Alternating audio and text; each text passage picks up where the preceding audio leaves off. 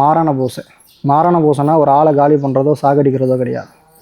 நோய் நொடிகளை மாரணம் பண்ணுறது, செய்வன ஏவல் பில்லி சூனியங்களை மாரணம் பண்ணுறது, இருக்கக்கூடிய தீய சக்திகளை மாரணம் பண்ணுறது.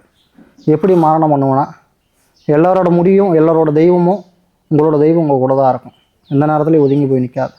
அப்படி கட்டுக்குள்ளே இருந்தாலும் சரி, மந்திர தந்திரமாக இருந்தாலும் சரி, இங்கே நடக்கக்கூடிய யாக பூசைகளும் சரி, உருவ வழிபாடுகளையும் எடுத்து செய்கிறதுனால இங்கே இருக்கக்கூடிய மந்திர தந்திரங்கள்ன்றது கண்டிப்பாக ஒருத்தர் உடம்புல இருக்கக்கூடிய பிணிகள்ன்றது, கர்மங்கள்ன்றது, செய்த பாவங்கள்ன்றது நீங்கும். இதுதான் உறுதியான ஒரு விஷயம்.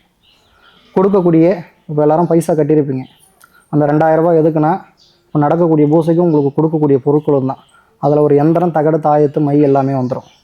அதை எப்படி பிரயோகம் பண்ணணும், அதை எப்படி பூசை பண்ணணும், அது எப்படி நம்மளுக்கு இருக்கக்கூடிய பிரச்சனைகள்ன்றது தொடங்காமல் இருக்குன்ற விஷயத்தையும் நான் சொல்லி கொடுத்துட்றேன்.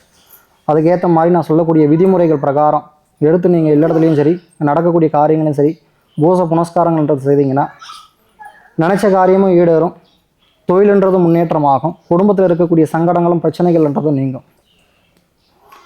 இந்த எந்திரமாகப்பட்டது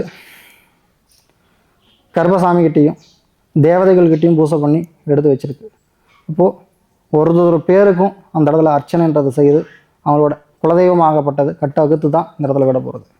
இந்த இடத்துலையே பூசை நடக்க போகிறதில்ல. ஒருத்தர சம்மந்தப்பட்டவங்க யார் யாரை டோக்கன் போட்டிருக்கீங்களோ இந்த ரூமுக்குள்ளே உட்கார வச்சு உங்களுக்கு இருக்கக்கூடிய பிரச்சனை என்ன ஏதுன்னு பிரச்சனத்தில் வாக்கில் எடுத்து பார்த்து இருக்கக்கூடிய பிரச்சனைக்கு ஏற்ற மாதிரி கட்டுன்றதை உடச்சி விட்டு அதுக்கு மேற்பட்டு பொருள்ன்றது சுத்தப்படுத்தி தான் இந்த இடத்துல போக போகுது. என்னென்ன பிரச்சனை இருக்குதோ மனசார வேண்டிக்கிட்டு, கருப்புசாமி வேண்டிக்கிட்டு இந்த இடத்துல நினச்சி எடுத்து போகும்போது இதுக்கு மேற்பட்டு எந்த ஒரு குறையும் இல்லாமல் கருப்புசாமி கிட்ட போய் வேண்டணும்னு சொல்லிட்டு மனசார வேண்டிக்கங்க.